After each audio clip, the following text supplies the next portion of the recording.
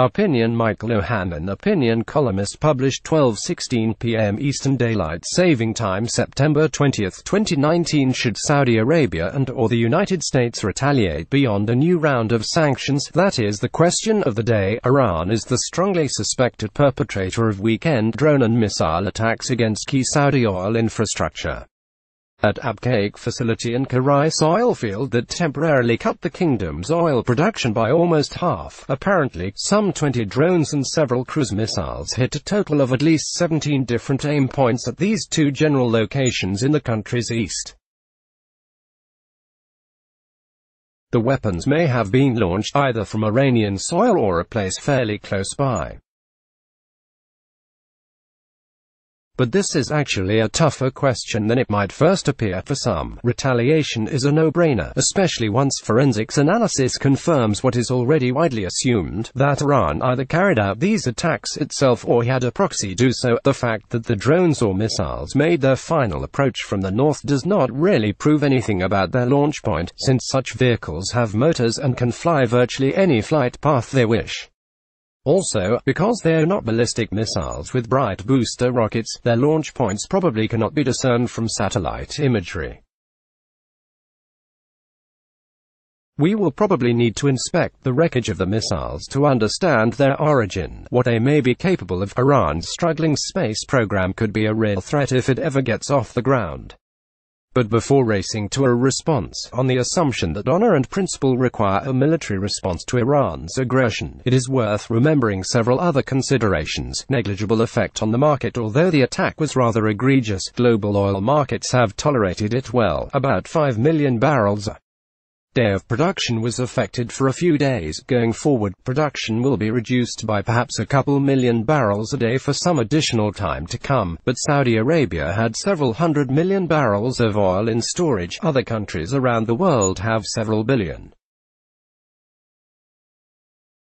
Oil prices will stabilize. Oil prices spiked after the attack but will likely come back down now that production is being restored. Even at peak, they were in the reasonable range of $70 a barrel. That figure is actually better than the prevailing level of $50 a barrel for many American shale oil producers, though I won't push this point too far about higher oil prices somehow being good. These sanctions are hurting Iran in the big picture. Iran's various attacks show its weaknesses and highlight the pressure it is under, that is, because of the Trump administration's decision last year to withdraw from the 2015 Iran nuclear deal and reimpose sanctions, its decision this year to aim for zero oil exports by Iran, and its willingness to use secondary sanctions to get other countries and companies to desist from doing business with Iran, forcing them, in effect, to choose between doing business with America and doing business with the Islamic Republic. Yes, Iran finds ways to circumvent some sanctions, but its overall exports are down by 75%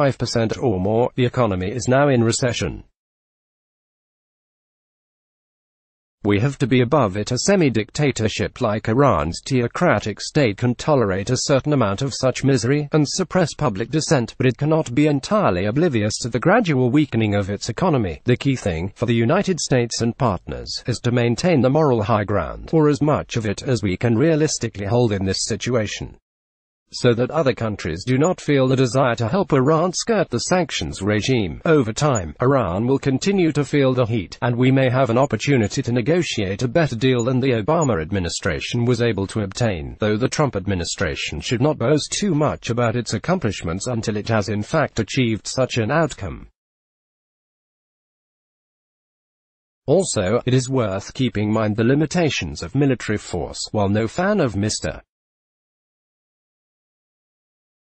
Trump's foreign policy overall, I will give the president credit for his intuitive understanding of that basic fact. We certainly do not want to wind up in all-out war with a country more than twice the population of Iraq or Afghanistan. Even a sustained aerial attack against its nuclear-related infrastructure would have serious downsides. Yes, it would set back Iran's theoretical potential to produce a nuclear bomb, but at present, international inspectors are still in Iran confirming that it is not building a bomb. That's because the 2015 Joint Comprehensive Plan of Action remains in effect, even after the U.S. withdrawal and some subsequent limited Iranian violations of the deal's terms, perhaps a more limited Saudi or US strike would be sensible. It could be carried out, say, against missile launchers or naval forces that can attack shipping in the Gulf, or depots containing drones and cruise missiles, or the production facilities that make the kinds of technology used in the recent attacks. If such strikes can be conducted surgically, they may make sense. But this is just the kind of thing the United States did frequently against Iraq in the 1990s, culminating in the 1998 Desert Fox four-day bombing operation, none of which achieved much, as we still thought Saddam Hussein had weapons of mass destruction 5 years later, when the Bush administration launched the invasion of Iraq based on the incorrect but sincere claim that Saddam possessed banned weapons. In some ways, carrying out an attack for largely symbolic purposes that achieves little to no strategic or military effect suggests more weakness than strength. In fact, that certainly seems to have been the lesson Osama bin Laden drew from a feeble cruise missile attacks against his training bases in Afghanistan in 1998 after Al-Qaeda bombed U.S. embassies in Kenya and Tanzania.